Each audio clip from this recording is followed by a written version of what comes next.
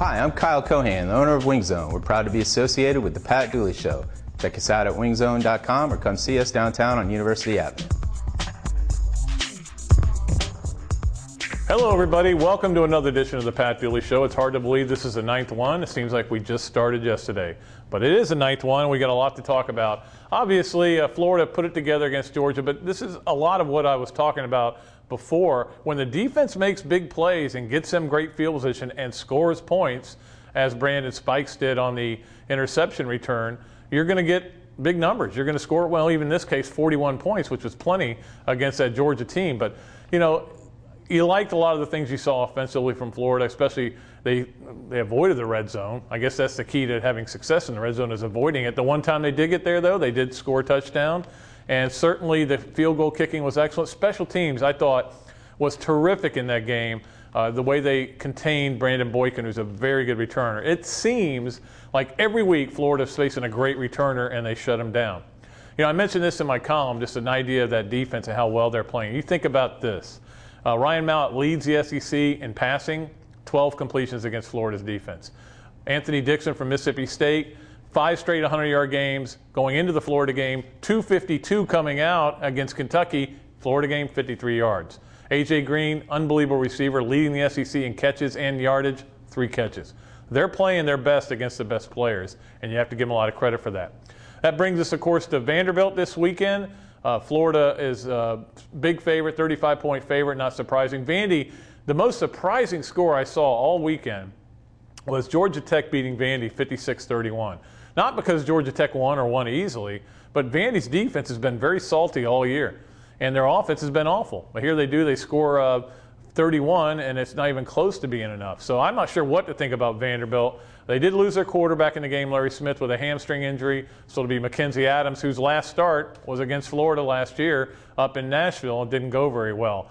Obviously, this is a Vanderbilt team that would love nothing better than to spoil it for Florida. And the key for the Gators is going to be simple. Stay focused. Stay focused. You've won the East now. You're the SEC East champs. That was your first goal. You've won it. You've got Vanderbilt coming in. You're at home. There's a million reasons to lose focus here. But talking to Urban about it today, he said, hey, look, this team, I'm not worried about that. They understand. They get it. Okay, now let's take a look at the 3 things I learned this weekend. All right, the 3 things I learned this weekend. Number 1, Georgia's not a very well-coached team, and I'm sure Georgia fans would be happy to agree with me on that. And I don't blame Mark Richt. I think Mark Richt's a good coach. I like Mark Richt a lot, but their coordinators aren't getting it done. It wasn't so much the play calling on offense, because they kind of ran when you thought they would pass and they passed when you thought they would run.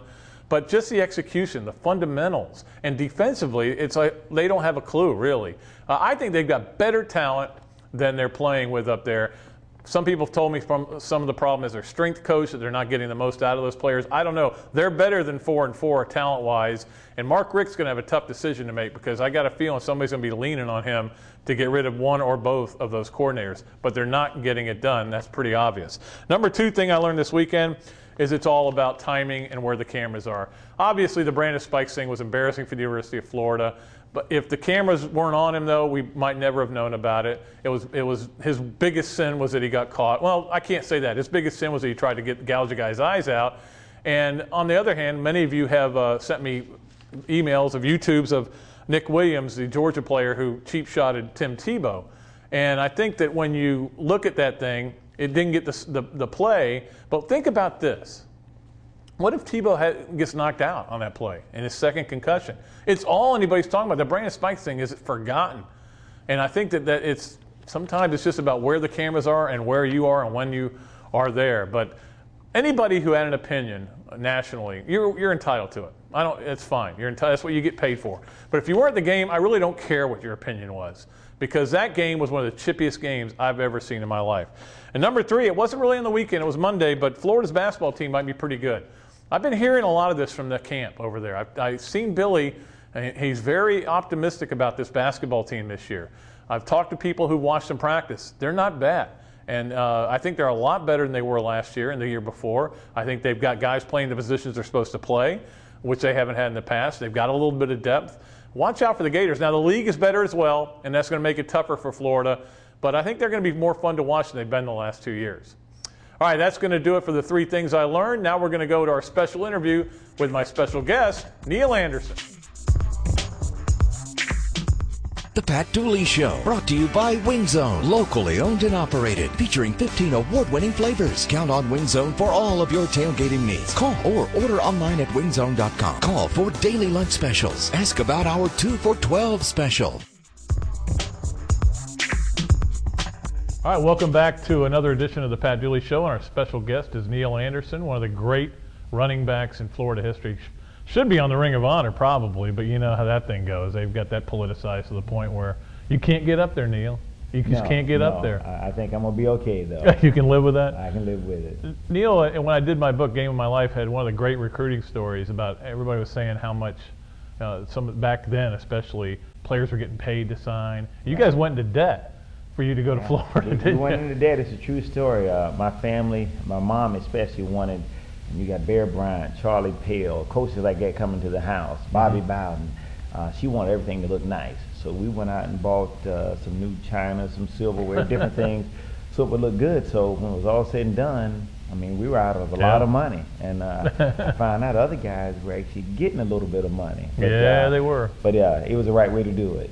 Now, the other great story that he told me then was before the Kentucky game in his freshman year, he almost left. He almost walked away because they weren't giving you the ball.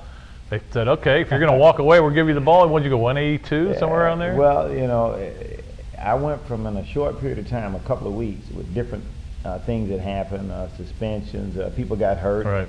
I went from 5th string halfback to 1st string halfback. And Coach Pell decided that we were going to go to a one-back set and let James Jones, the fullback that we had, be the one back. And I figured, well, if I'm from 5th to 1st and I still can't play, I might need to try something else. But Mickey Andrews, who was here at that time, and he recruited me, he kind of talked him in to give me an opportunity. And I think I had it right at 180, 3 touchdowns in that game, and it was smooth sailing from then on. Well, that's kind of funny. I think a lot of people out there, especially younger people, don't realize Mickey Andrews spent a lot of time in Florida before he went over to Florida State. He retires this week. Do you have any thoughts on that? I mean, I think he's a great guy. I mean, I don't know how he's doing at Florida State lately. They've had some struggles, but he and his wife were a big part of the reason I came to the University of Florida. I mean, they were just great people, and just enjoyed being around them, so I wish him well. Was it harder to come here and go from you came from a small town, come to Gainesville and go to a big campus like this, or to replace Walter Payton with the Bears?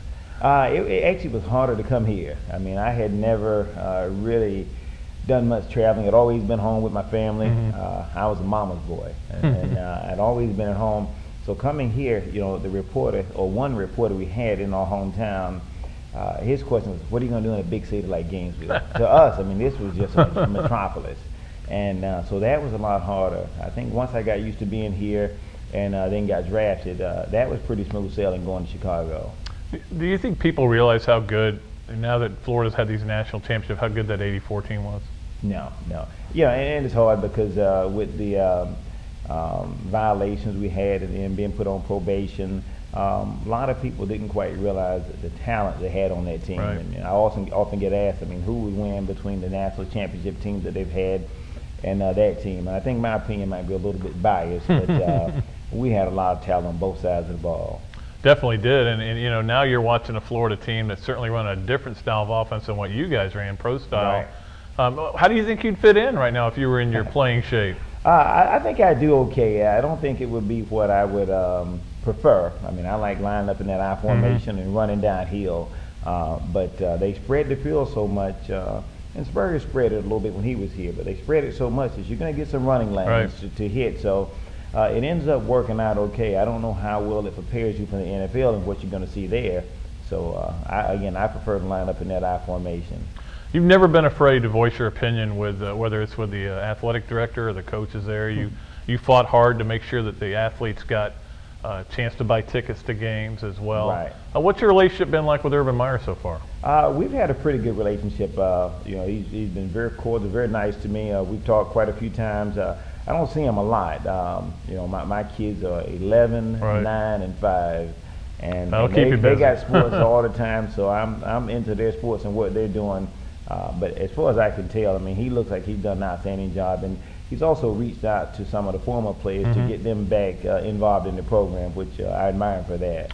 I'm guessing that you are like a lot of Gators, can't beat Georgia enough, can't beat them by enough points. You probably enjoyed that game this past week. Yeah, it was a good game, and I think the team finally got everything rolling. It seemed at least they spread the ball around on offense a little bit and was able to score quite a few points. And I think more than anything else, it satisfied a lot of fans because the Gators have been winning, and that's all you need. Right. But I think scoring more points did satisfy the fans. Now, you've got a young son, and is he on your Kanapaha team that won the city championship last night? Exactly. He's on the championship team. Now, he's a sixth grader, and so this is his first year playing middle school football, and he got an interception last night, made a long pass reception, and a couple of big tackles, so he did well. He's got a good start. And what position do you coach on that team? A little bit of everything. We kind of mix it up. We help out all over the place, but mainly I help out with the offense. Well, appropriately so. And, Neal, I remember somebody telling me the story, and you can tell me whether it's true or not, that while so many guys go to the NFL and they get the big bonuses and they buy 3 cars, you had the same car throughout your whole career at Chicago? The same car. Well, now I did have a few dealer cars. The dealer, right. They would work out a deal with you where they might get a couple tickets and they give you a car to keep for the year. So I had that, but I've never been big into cars. I like my car to be a little dirty. I feel comfortable when I'm there. When it's dirty, I don't have to wash it too often. So that was just fortunate. That was just my style. I wasn't really a big extravagant guy. Right, and you saved your money, and you were able to set yourself up. Why did you decide to come back and live in Gainesville? Well, my wife and I met here. I was a sophomore in college. She was a freshman. She grew up in the Fort Lauderdale area. I grew up in the Panhandle, so this is pretty much right in the middle of both of our hometowns. That's a good point. Yeah. And we had friends here, like Dwayne Dixon that was coaching here at the time, some young families that really thought Gainesville was a great place to raise a young family.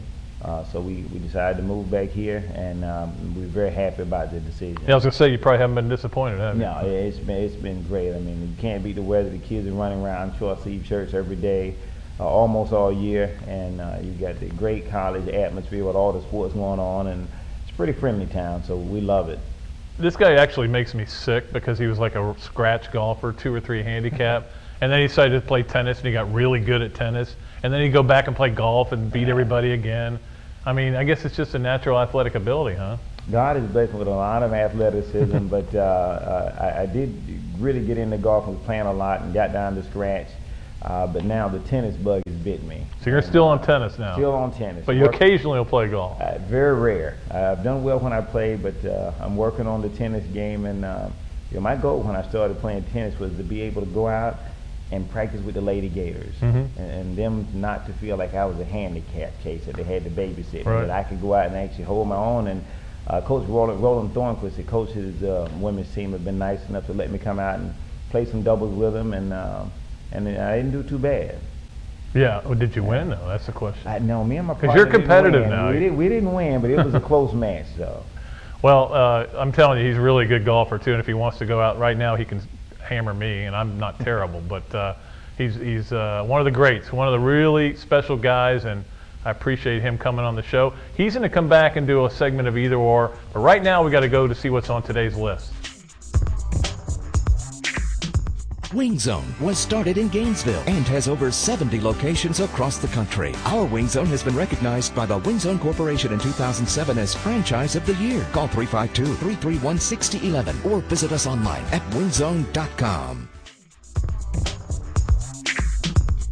All right, it's time for the list, and I'm going to make it a little personal this week because I had a really great Florida-Georgia weekend. Here are the 5 things that were my most favorite things about Florida-Georgia weekend. Number 5, hanging out with Rick Clarkson and Buddy Alexander.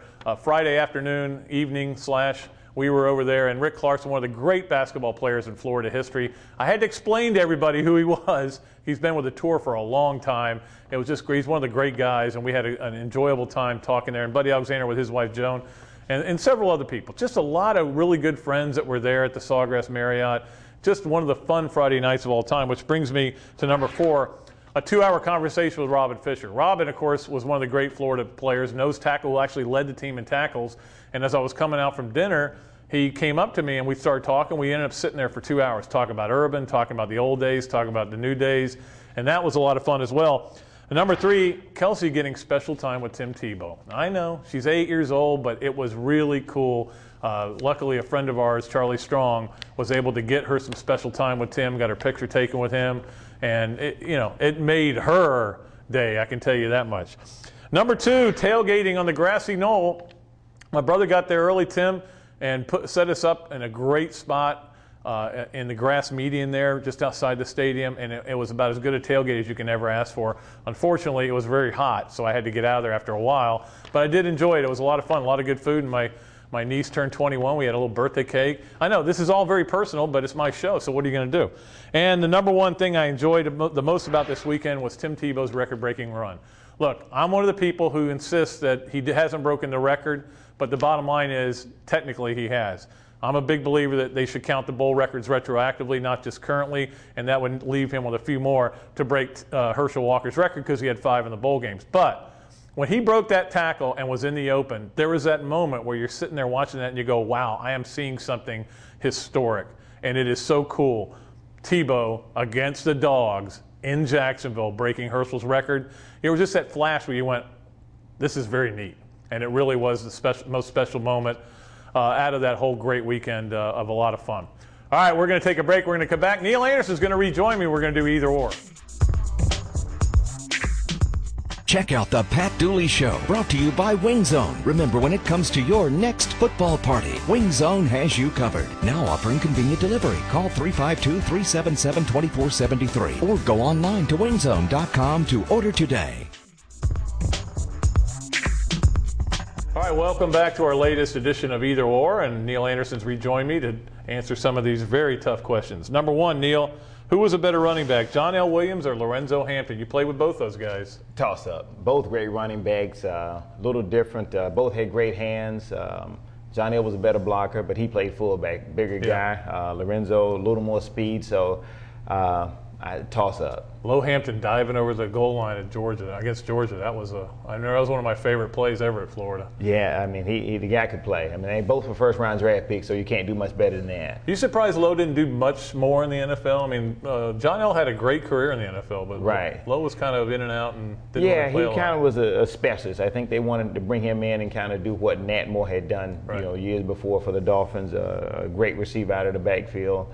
So he didn't get used as much as I think as he would have liked to. You know where he is now? He's one guy I've kind of lost track of. No, I'm not sure. John L's over in Plaque, I think. John L's in Plaque. He's doing a lot of fishing. Is he? That's not a bad thing. Number 2, which team with a big G on its helmet was a bigger rivalry, Georgia or Green Bay? Green Bay. Really? Just Green Bay and Chicago. The proximity of those two cities in the States just made it a bitter rivalry. In the same division, we played them twice a year, and I don't think you could get more bitter than that one particular rivalry. Well, it's funny because down here we hear that, but you don't really think of it being great rivals because we're not experiencing it. But I'm guessing up there they don't know about Florida, Georgia. Right. No, all they know is Packers, Bears. I mean, again, you can't. I don't think you can have a more bitter rivalry. I mean, people hate each other. I don't know. Florida, Georgia after this last week might get there. Yeah, that's true. That's true. Getting close. All right, number 3, what team has a better chance of playing in the BCS national title game, TCU or Iowa? Iowa. I think. I mean, they're a BCS team, so I think just because of the politics of it, they're going to have a little bit of an advantage. Yeah, it's going to be tough for either one of them to get in because of unless Florida or Alabama loses the game, or Texas. And even then, I mean, Iowa, the computers love Iowa because they've played a better schedule than most of the teams that are up there. But the pollsters, the eye test, they're looking at them going, you're kidding me, you struggle with Northern Iowa, you struggle with Arkansas State, so they're not in love with them the same way. They're both going to have a tough chance, but I think just, again, with the politics of the BCS, I think I'd give the edge to Iowa. And then we'll have in the offseason, we'll have the senator from Texas trying to pass legislature to get TCU in there. All right, last question on either or. Neal, worst thing that can happen to a player in a dog pile, eye gouging or a fist to the groin? Fist to the groin. Anything that'll make your voice change, get really high. I think you can't get anything worse than that. The eye gouging is tough to do. It's tough to get the hand deep enough in the face mask, first of all, and but Yeah, no, the groin is just a bad area. Bad things happen in dog piles, don't they? Bad things happen. You get fingers bent. I've had each one of these fingers bent back and touched the back of my hand. A couple fingers now won't bend. Really? But, yeah, and so you get a lot of that happening, especially in the NFL. But it's still just, the groin is just a sensitive area. You're not happy just thinking about that, are you? No, it just makes me wince, you know, just thinking about it. It does because, well, we've all been hit there. All right, that's going to do it for our segment of Either Or. Neal, thanks so much for coming in. We'll be right back and we'll look and see what's in Dr. Football's email bag. All right, here we go. Let's see here. Dr. Football. Against Georgia, we went back to huddling. I don't understand the no huddle when the whole team jumps up to the line and spends much time looking back to the sidelines for the play call. This really irritated me last year's championship game by Oklahoma. If you don't have the play when you jump up on the line, what's the point? Has Urban Meyer been asked about this, and what was his response? Joe in Dallas. Well, Joe, I think when your offense isn't working real well and they're doing that, it's really irritating. It's something that's fairly common in college football. And you have a play when you go up there. You're looking to see if there's an audible, if they want you to change it, because now they've looked at the defense. I'm not a big fan of it either. And, of course, in this game, Florida went away from that. They were huddling, coming to the line. What they did is they usually had two plays. And rather than looking over to get them, and it was up to Tebow. He looked out and saw what the defense was, and then he went with whatever play was best to work. And it worked. We asked Urban about it, and he said, yeah, there were a lot of tweaks in the offense that they needed to do, some things that they spent a lot of time last week working on that offense. Urban talked about it on Sunday night. They stayed very much later than normal. And on Tuesday and Wednesday, they were on Red Zone working on that very much too. So it's like I keep telling you guys, and I think you maybe finally agree, your coach is pretty good. He'll figure it out. Well, that's going to do it for our 9th edition of the Pat Dooley Show. I want to thank Neal Anderson and, of course, Trish, who was a one-woman band, I should say, back there doing everything today. Thanks so much, Trish, and thanks to Neal. Until next time, Pat Dooley of the Gainesville Sun saying so long from the Sunshine State.